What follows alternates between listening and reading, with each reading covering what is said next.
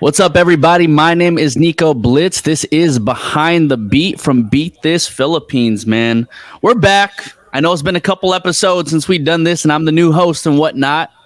But now we got your boy Tim Atlas in the building. What's good, bro? How are you? What's up, man? Thanks for having me. Of course, bro. To kind of just give everybody a little background of like who you are, like give everybody a little sprinkle of who you are, man. Just a sprinkle. Okay. Yeah, I go by Tim Atlas. Born in Oakland, grew up in San Jose. I grew up sort of playing in bands and sort of being the guy on the side. You know, never really like the lead singer. I played drums and like the drum line and stuff like that.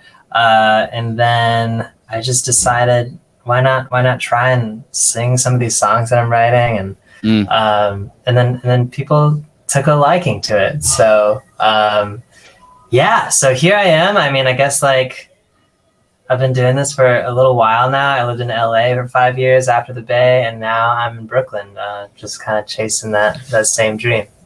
Yeah, man. I mean, I'm just reading your bio. Actually, what little there is about you on the internet, bro. Like literally, when I'm searching you up, first of all, when I search you up, I can't help but type Tim at last. Oh. It's just habitual for some reason. And every time I've typed in your name, I'm like, I'm getting it wrong. So by the time I'm looking up Tim Atlas, it's like, everything that you just said. From Oakland, was in LA, ended up going to Brooklyn where you're currently at right now. Obviously the voice where, things just really started to just brighten up for your career. Like, let's talk about that for a little bit, because I know you've talked about the voice so much, but like, what was that experience like for you, and how do you think that helped proliferate your career? Yeah, I guess the voice was sort of like one of the biggest stages that I was on. It sort of gave me the confidence to own being an entertainer and a performer. But I don't know if there was like so much room for artistry. So I think like with that experience, I came off the show. I was like, all right, what am I gonna do? Like who do I want to be? And that's when I started writing a lot of my like most popular songs right now. So yeah, good experience overall. It's got some things though. yeah, for sure. Well, you know what I find, because I was watching TV shows like that, whether it be like World of Dance or The Voice or anything of that sort, right? And I always feel like there's a group of artists who always end up doing their own thing, but for the most part, a lot of them just kind of stick to, I was doing this on this show, I was doing that on that show, and that's about it. So what I really like about you is that, you took that as just a one-time opportunity, and you've been able to accumulate not only a fan base, but music that just sounds so like Tim Atlas. You know what I'm saying? Like, you were able to take what you got from that show and just move forward with your career.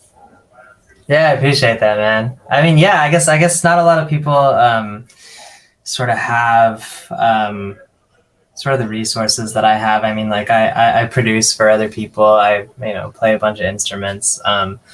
A lot of people go on that show and they're singers essentially. So like it was nice for me to just kind of use the tools that I have and make something happen. Yeah.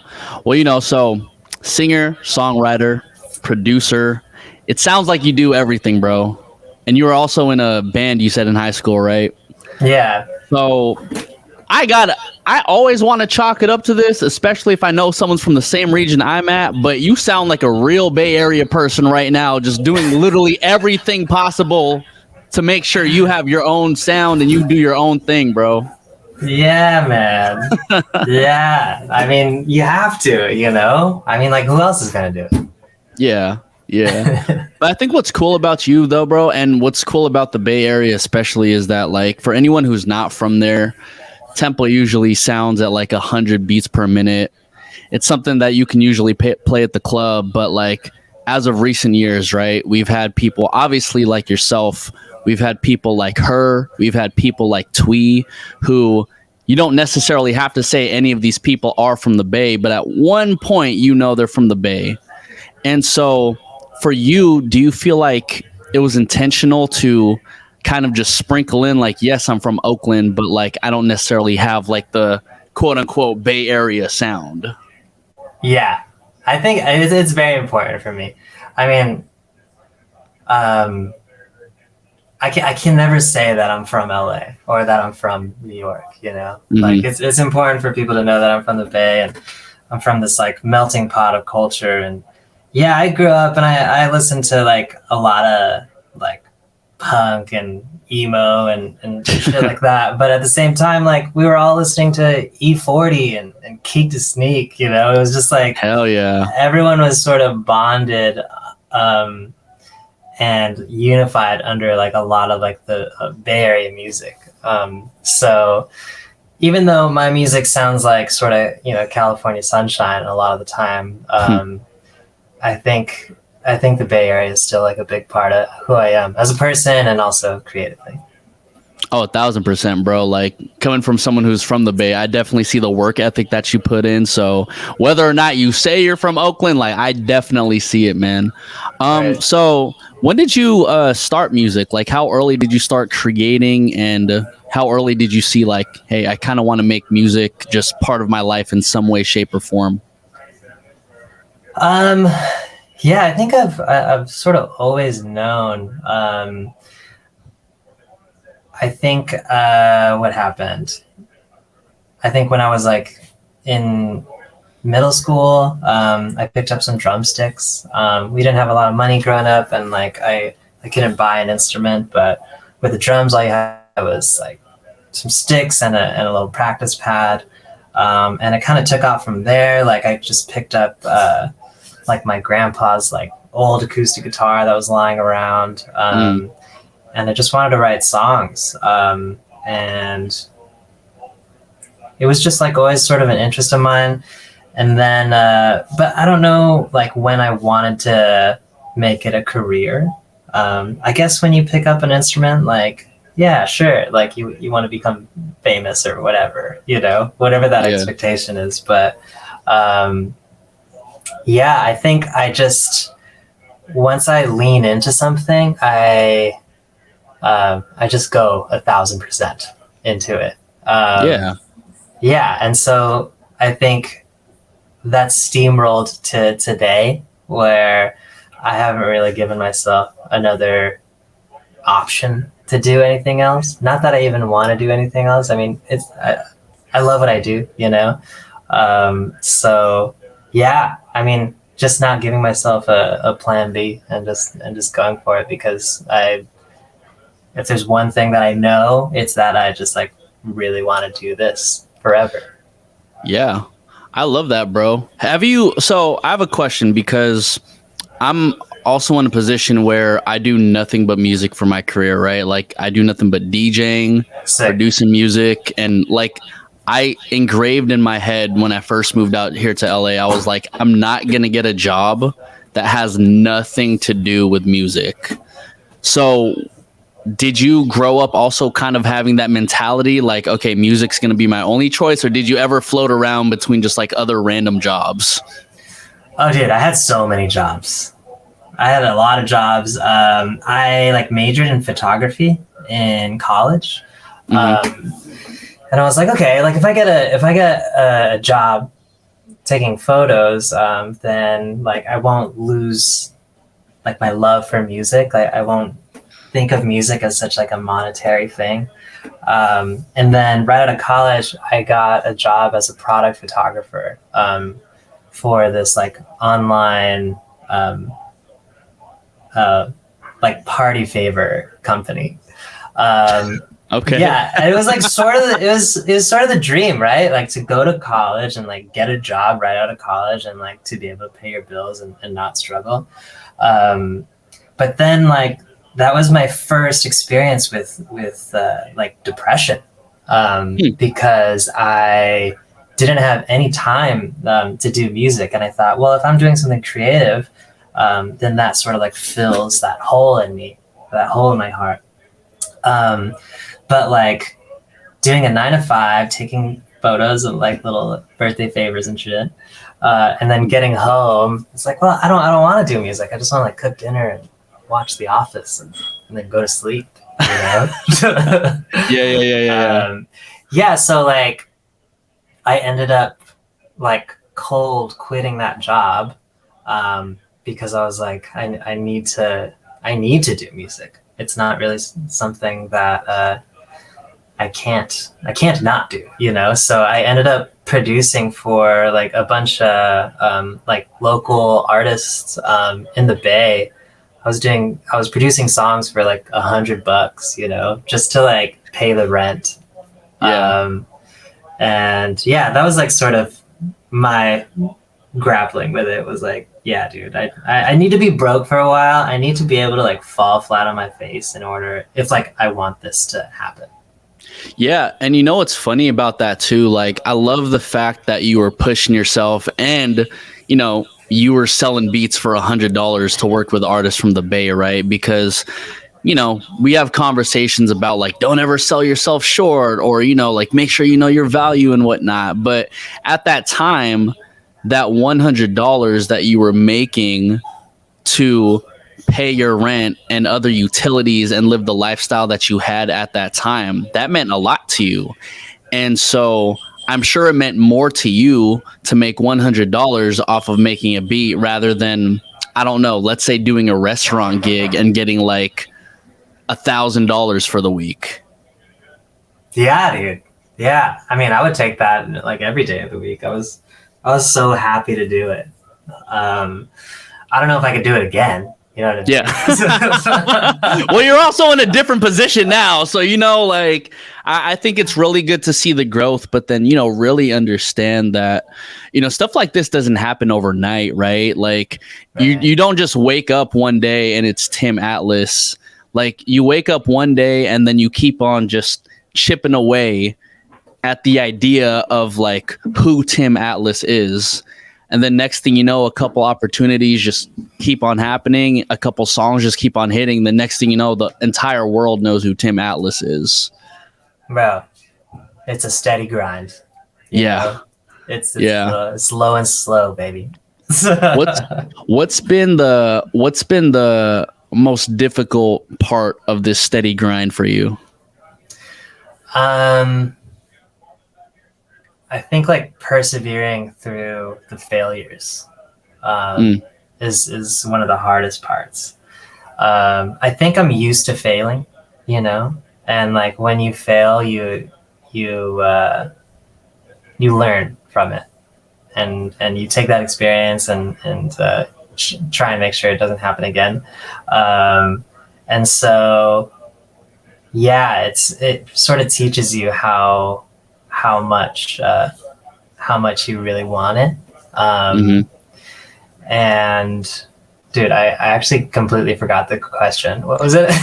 Well, let me hit you with a follow-up question, man. What would you say has been your biggest failure, and what did you learn from it? Let's see. I could definitely see the gears grinding in your head right now. My biggest failure. I gotta think on this one. You might have to edit this part out.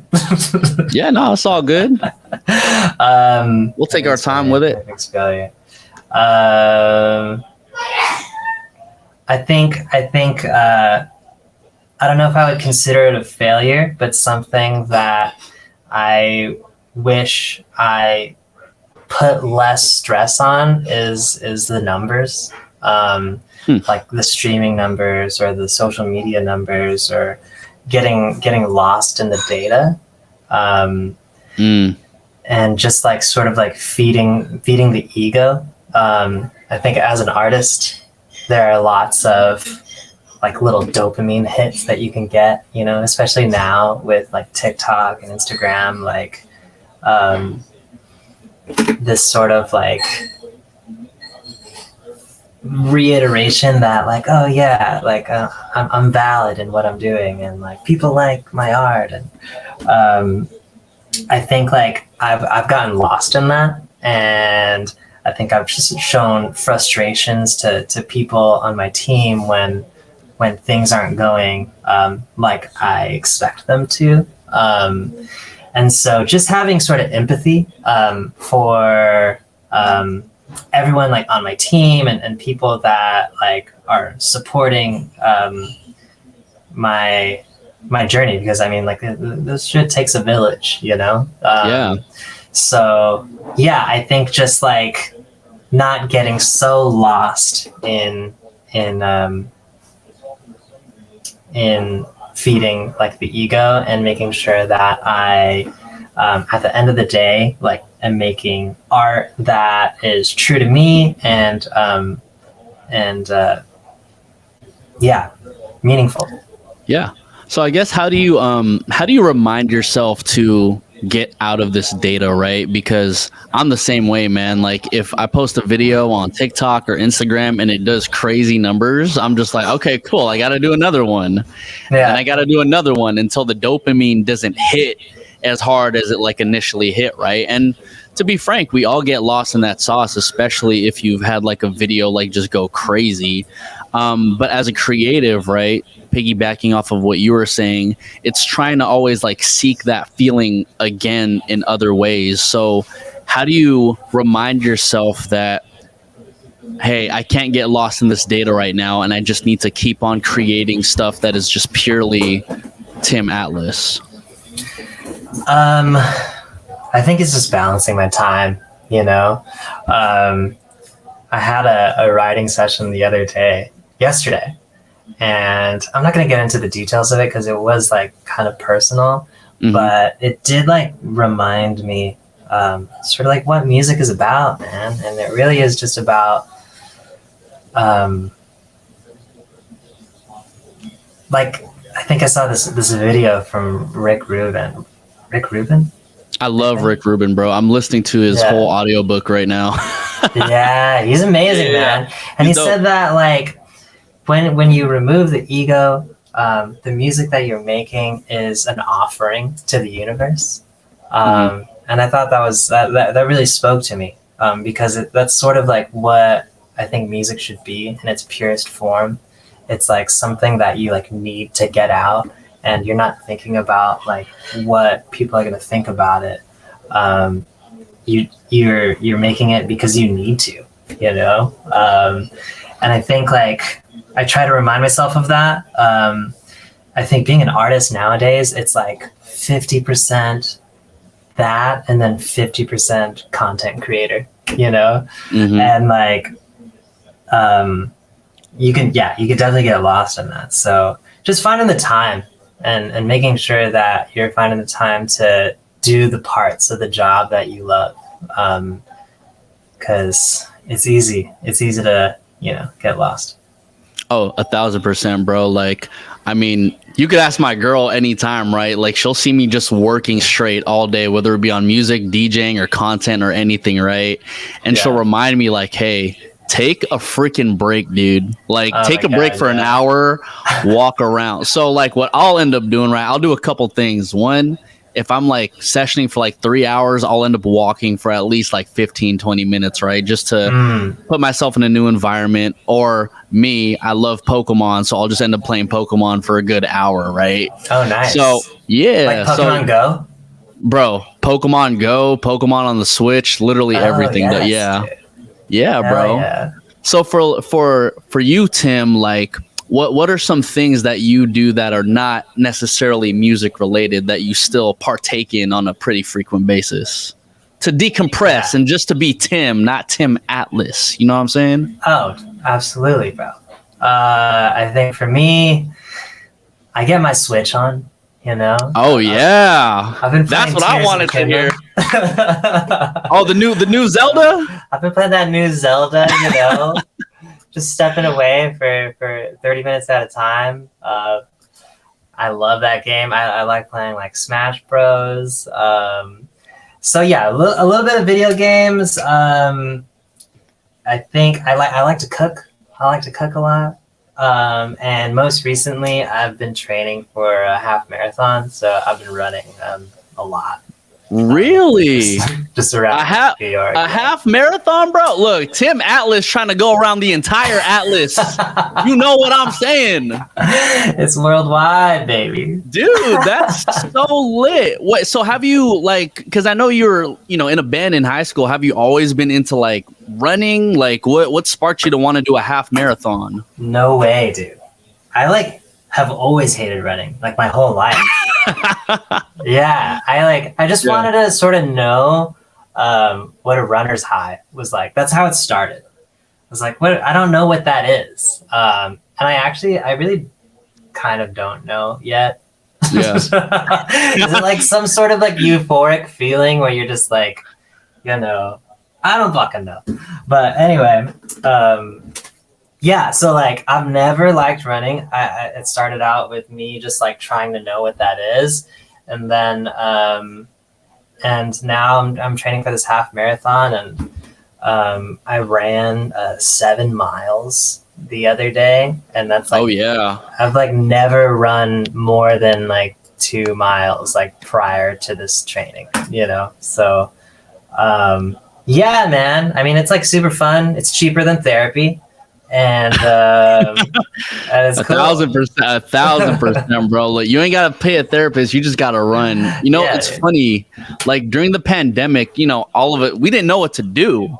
And so I think the Black Lives Matter movement was like really ramping up during that time. And so I actually did it was an Instagram challenge, right? And basically you just had to go on Nike Run app and then send me how many miles that you ran. But in order to be part of this competition, you had to donate like $5 or $10, right?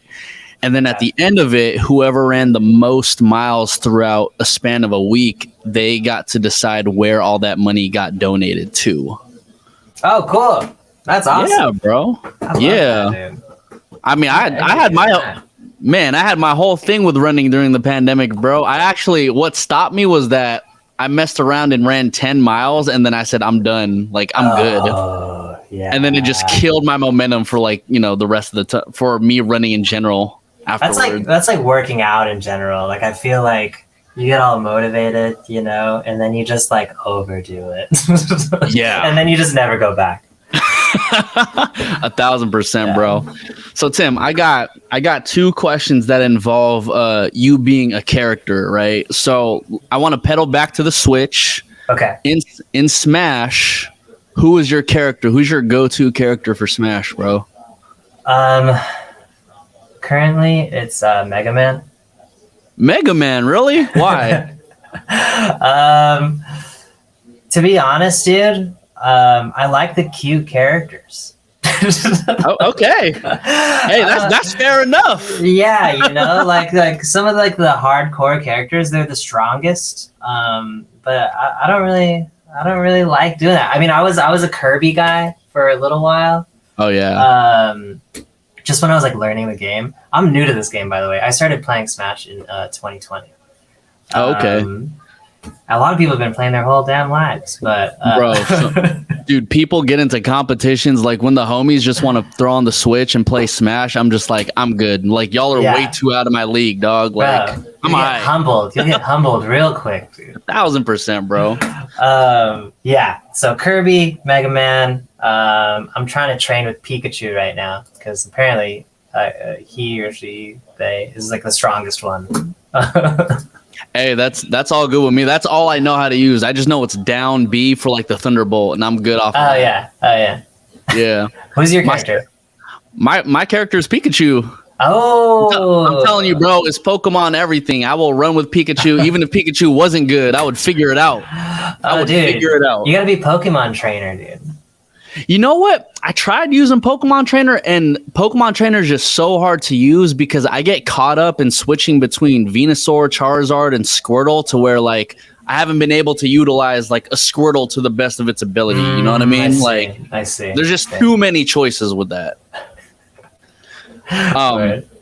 I have my second question. So earlier you mentioned The Office. Would you say The Office is one of your favorite TV shows? Yeah. Okay. I love The Office, bro. Top tier TV show like of all time. Who would you say is the character you relate to the most? from The Office? That's a big question, man. It's a big question, dude. I'll be basic, and I say I'm rocking with Steve Carell, man. Oh yeah, I'm rocking, dude. The way his comedy is just how I am in real life. Like I rock with his comedy 1,000%. A main character energy. I see. Main character energy, bro. We want nothing less. Love it. Love that for you, dude. I'm trying to think of who that's gonna be for me. Fuck. I don't know, dude. Maybe Dwight. Maybe Dwight. Maybe Creed. Creed. Tim Atlas is a Creed. Tim is Creed. Maybe Creed, dude. That's wild. He's a musician. He's a little weird. Doesn't know his place. You know what? He doesn't actually know what he does. I guess you could say that Creed is a wallflower. Oh yeah? Yeah. Possibly. I might regret that answer like in 5 minutes.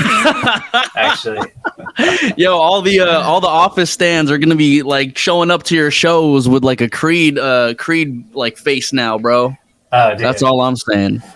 Can I tell a quick story? Actually. Yeah, of course, bro. So it was my birthday a few weeks ago. And, happy birthday! Thank you. And my friend got me. Do you know what Cameo is? Like I know a Cameo if you like you're in a video or something. It's like Cameo is this app where you can pay like D-list celebrities to like make like shout out videos. And so one of my best friends in LA, he sent me just like a random link, and it was the Japanese guy from The Warehouse.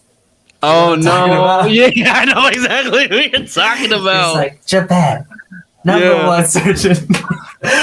Anyway, he sent me like a 5-minute like happy birthday video, and then he also like made me this drawing that he mailed to me. What was the drawing? It was like just like some random Japanese stuff. But it said like happy birthday Tim, and like he like drew some stuff, and he was like go stream, like he was like holding it in the video like this like drawing, and he was like go stream Tim's new single Attractive, and it was just like so random, and he was wearing like the Dunder Mifflin like warehouse uniform. Oh, that's fire. That is fire. Such a deep cut, man, but that's how much I love The Office. Hey, I love it, man. You know, a quick story from my end too. When I first started dating my girl, like, you know, she's a huge fan of The Office, bigger than me, bro. And I was I'm rocking with Dunder Mifflin. So around where we live, like in Burbank, is where they actually film The Office. So people think it's in like, you know, Pennsylvania and whatnot. No, it's literally down the street, and it literally looks like an industrial area where offices are. And bro, she was geeked. She was, I think that's the moment she fell in love, honestly. Dude, I've been to that place. Like I've gone a couple times. That's sick, bro. That's sick. All I'm saying is, man, we need, in some way, shape, or form, we need a music video of you with like some sort of like Office vibes. That'd be so good. That'd be so good. We need that just to pay homage, bro. Just give me 10% once you do it, bro. That's all I'm asking for. Okay. 10% of what, man? Oh my God. Tim Atlas, man. Attractive is out now. Knockin' is out now. Knockin's actually my favorite amongst the two because, I mean, the song is just really knocking, bro. Like, I really love it. But you know, those two songs are out right now. What about looking for the future, man? Like, do you have any new music coming out? Any music you're planning for the rest of 2023, or maybe stuff we could look forward to in 2024? Yeah.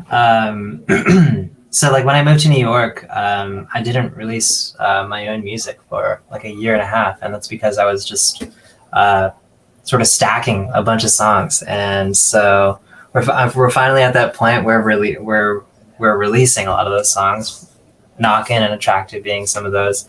Those are part of an EP that will come out in September. and we have one more single before that, and then we have a second EP coming out after that, and then 2 of those EPs will be combined into an album that releases in 2024.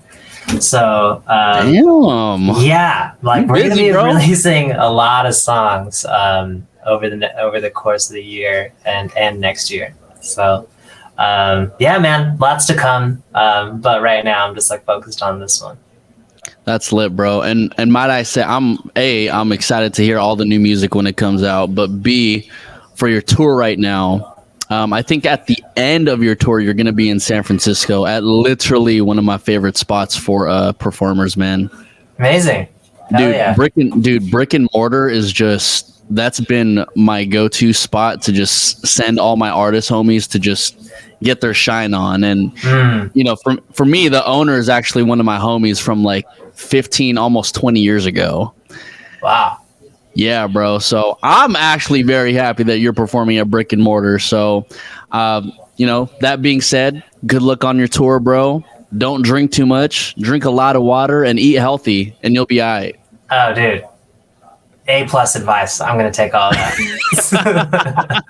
Tim Atlas, where can everybody find you and your music, bro? Oh, yeah. I mean, at Tim Atlas, at Timothy Atlas, Spotify. I mean, just Google it. You'll find something. Amen to that. Once again, this is Behind This Beat by Beat This. My name is Nico Blitz. Tim Atlas in the building. And thank you all for listening, ladies and gents.